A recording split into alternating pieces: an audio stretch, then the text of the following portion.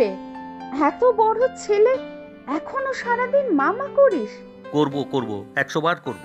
এবার দীপকে বিয়ে দিন মা, দেখবেন তখন মার কথা ভুলে সারাদিন বইয়ের নাম জপবে। ও, তাই বুঝি?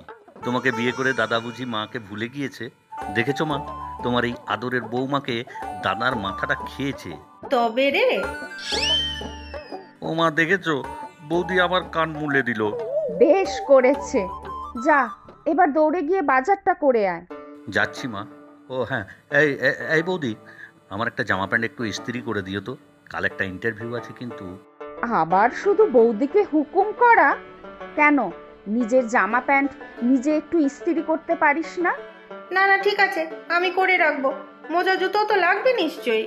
এই যা, একদম ভুলে গিয়েছিলাম, একটা মোজা কিনে আনবো বাজার থেকে। বাজারের মোজাগুলো ভালো নয়, আমার কাছে ভালো সুতির নতুন মোজা আছে, দিয়ে দেবো তোকে। তুমি কি ভালো বৌদি। আচ্ছা, বাজার যাচ্ছি, তোমার জন্য কি আনতে হবে বলো? একটু মিষ্টি পান পাতা, আর হ্যাঁ, দেখবি তো ডৌয়া পাওয়া যায় কিনা।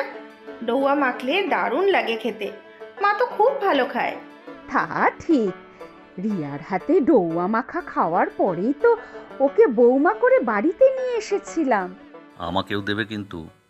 ওমা, তোমার কি আনতে হবে বাবু? রিয়া যা লিখে দিয়েছে ওগুলো সব ঠিক করে নিয়ে আয়, ব্যাস তাতেই হবে। ও হ্যাঁ, তোর বাবার জন্য একটু আমলকি নিয়ে আসিস। হ্যাঁ মা, এটাই ভুলে গিয়েছিলাম। আর সন্দীপ, একটু পাকা তেঁতুল নিয়ে আসিস তো। আচার বানাবে বৌদি? সাম্বার ডালে লাগবে, রাত্রে সবার জন্য ধোসা বানাবো তো। আমার কিন্তু মশলা ধোসা ও সাদা ধোসা আমার মোটেও ভালো লাগে না। নারকেল দেখে আনবি কিন্তু।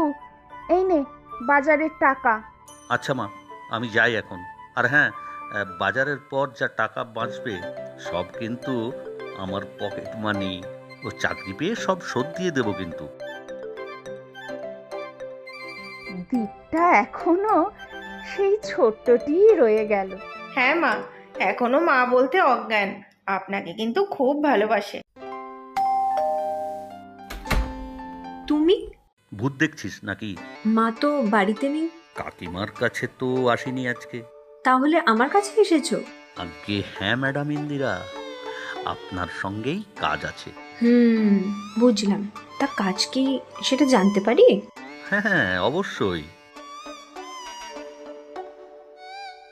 এই নাও তোমার জন্য। ইস, এটা কি?